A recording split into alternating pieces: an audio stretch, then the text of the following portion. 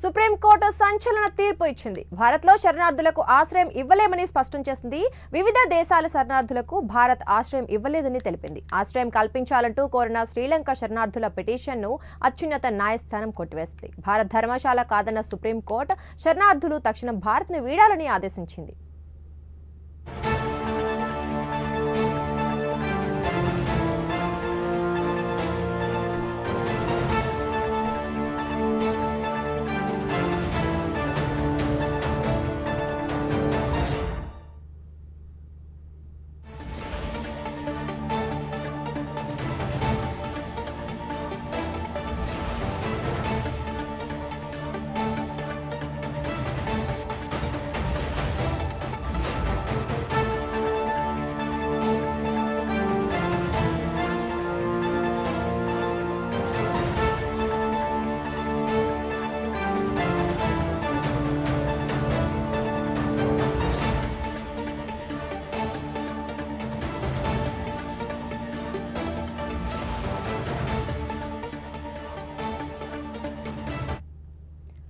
Breaking news చూస్తున్నాం. Supreme court సంచలన తీర్పు ఇచ్చింది. భారత్లో శరణార్థులకు ఆశ్రయం ఇవ్వలేమని స్పష్టం చేసింది.